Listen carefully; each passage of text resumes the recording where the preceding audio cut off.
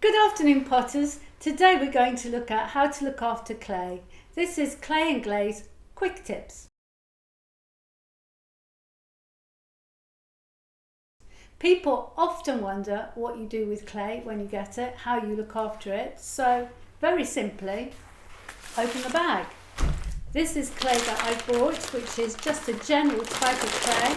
It's always got one of these twists on, which makes it really airtight and sealed so that it stays as soft as it can for you to use.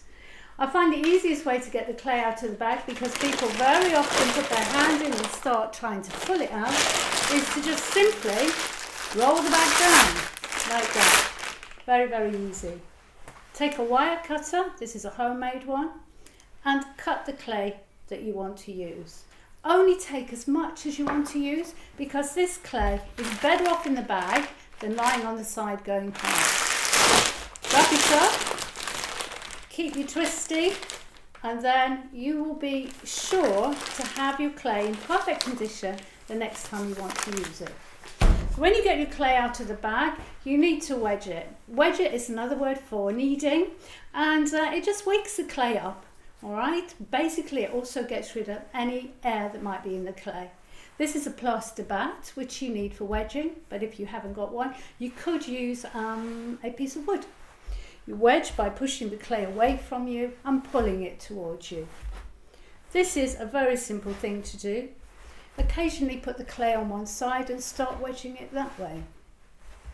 Move it around the plaster bat, because that way it'll always go to a dry area, and it will help take any stickiness you've got in the clay out.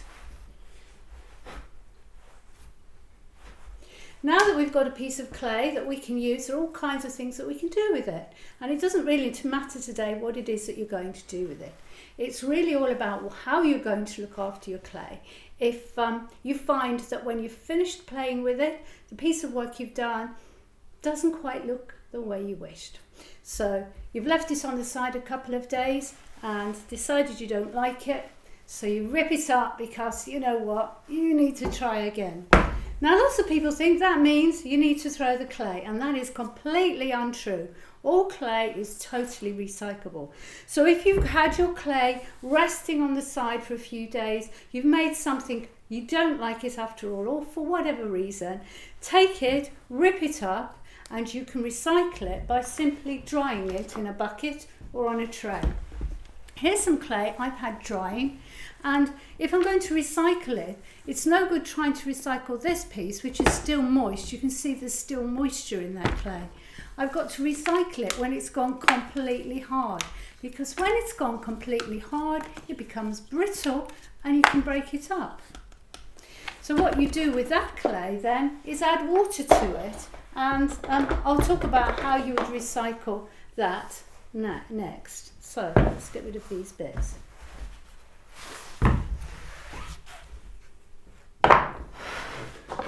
You can actually just put this into a bowl, a bigger bowl, and add water. But if you want to quicken the process, just give it a little bit of a crush. It's so brittle. And the reason we wait until it's gone brittle before we add water to it is because if we add water to it when it's still got moisture in, it won't suck up the water. We want it to suck up the water to get soft again. So basically, very simply, clay which still has moisture in is difficult to recycle. If you add water to it, it won't get absorbed. But if you wait until it becomes brittle, leave it on a radiator or in the wind for a few days, or just leave it somewhere warm. When it becomes brittle, break it up, and then you can add water to it. When you add water to it, it has a lovely hissing sound. It's singing to me. But what that really means is that it's sucking up the water. If I leave that there for 10 minutes, it will slack down, and that becomes slurry. We can use slurry for sticking our bits and pieces together. Or we can further recycle it. So how do you recycle wet clay? Let's take a look. This is a plaster bat. Okay, it's made from plaster.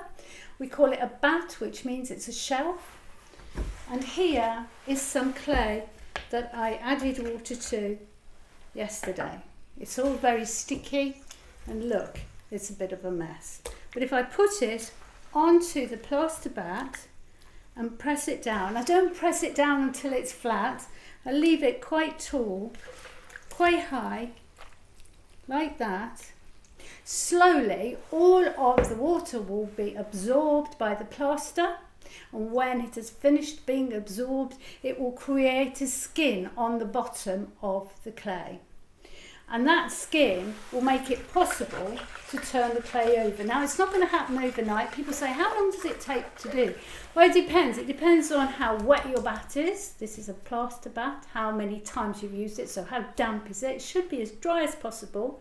It depends on the room, how hot or cold is the room, because all of these things will affect how quickly or how slowly the clay dries out. Once your clay is dried out, it forms a skin. Here's some clay which I put outside earlier. Unfortunately, it's not dried as much as I wanted for the demonstration, but I think you can see that the skin is starting to happen underneath. And because it's got a skin, I can now roll it back. Ah, look, it's really beginning to work there. Okay, so keep an eye on it. Don't let it dry out too hard, otherwise you'll have to start the whole process again. When it's got a skin on it, roll it up and push it over. It's nice and dry on the top, it's wet still underneath. The other side will dry, and then roll it up with the two sides dry and start to wedge it on your board. We need to wait for that to dry before we can wedge it. So recycling clay is simple. Keep it in a bag, keep it well wrapped, always. If you've finished using it and it's soft, then put it back in the bag. If it's gone too hard, then thoroughly dry it out. Break it up into pieces and dry it out. Once it's dried out, it will become brittle. And when it's brittle, you can snap it or you can crush it. You add water to it. And once you've added water to it, you leave it overnight until it has slacked down. Take off the surplus water, slap it on the bat, let it form a skin, roll it back, turn it over, let it form another skin, and then wedge it. All you need to know now is how to make a plaster bat. Happy potting.